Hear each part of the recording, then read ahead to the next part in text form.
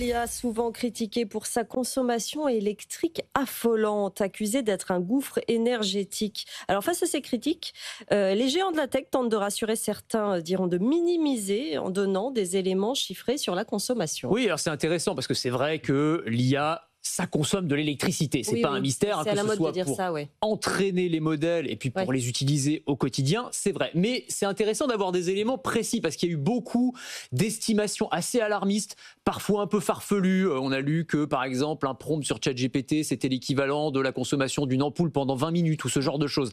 Et là, on a une sorte de contre-offensive. Alors, à prendre avec des pincettes parce que c'est les géants de la tech eux-mêmes qui donnent les chiffres, mais qui font des études de Google et d'OpenAI. Google, par exemple, a publié une étude assez intéressante ces derniers jours où ils expliquent qu'une requête sur Gemini, donc un prompt sur leur IA générative, ça consomme 0,24 Wh. C'est l'équivalent en énergie de 9 secondes de télévision, donc on n'est pas sur 20 minutes d'une ampoule, et en termes de consommation d'eau, c'est 0,26 millilitres, donc c'est 5 gouttes d'eau. Voilà.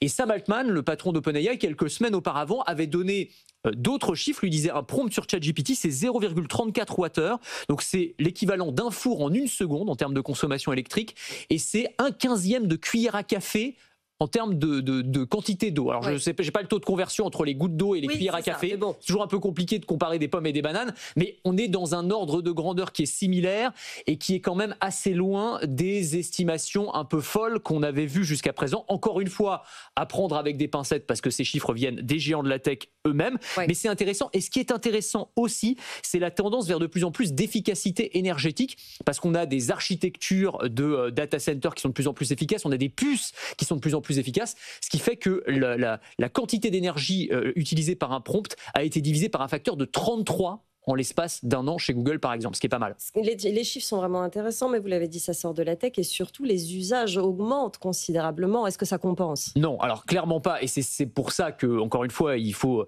être nuancé sur ce sujet. C'est-à-dire qu'effectivement, on a des IA qui sont de plus en plus efficaces d'un point de vue énergétique. En revanche, de l'autre côté, on a une telle augmentation, une telle explosion des usages parce que tout le monde utilise l'IA, les entreprises, les particuliers, et bien que malgré tout, la consommation électrique, elle est massive. Il y a eu un rapport très intéressant, alors pour le coup, qu'on ne peut pas qualifier de partialité de l'Agence internationale de l'énergie, qui donne des chiffres très intéressants. Ils expliquent que d'ici 2030, la consommation électrique totale des data centers va plus que doubler. Elle représentera la consommation d'un pays comme le Japon, voilà, juste pour l'intelligence artificielle.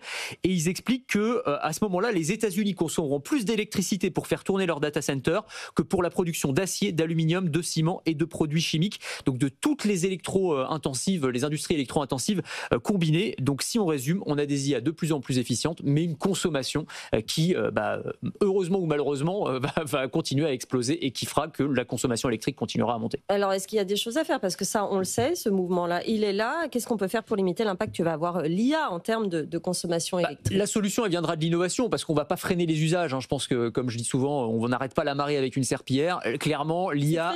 Oui, j'aime bien cette image. Donc c'est quoi? C'est le nucléaire, évidemment. On voit que tous les GAFAM sont en train d'investir dans le nucléaire, dans des SMR notamment, en attendant la fusion, mais ça demandera des décennies, mais c'est le Graal absolu, évidemment. Ça va être aussi la façon de concevoir et d'entreposer les serveurs. On a eu des expérimentations, par exemple, de serveurs mis sous l'eau, sous l'océan, ce qui permet évidemment de les refroidir beaucoup plus efficacement en n'ayant pas besoin d'utiliser d'énergie, ou beaucoup moins en tout cas. Et puis ça va être aussi des solutions et des alternatives low-tech à l'IA qu'on utilise aujourd'hui. Aujourd'hui, on a ce qu'on appelle des LLM, des Large Language Models. Eh bien, on pourrait se tourner pour certains usages vers des SML, des Small Language Models, c'est-à-dire des modèles qui sont beaucoup plus légers, beaucoup plus agiles et qui permettent en fait sur la plupart des usages, pour résumer un texte globalement, vous n'avez pas besoin d'un modèle extrêmement puissant. Ça revient à essayer d'allumer une bougie avec un lance-flamme, si vous voulez. C'est vraiment overkill. Et donc, on pourrait utiliser des modèles qui sont beaucoup plus efficaces. C'est très imagé, votre chronique ce matin. J'ai essayé. On ne compare pas les oranges et les bananes. C'est pour éviter, parce qu'il y a beaucoup de chiffres quand on parle d'énergie. Alors bon, il faut essayer de rendre ça vivant.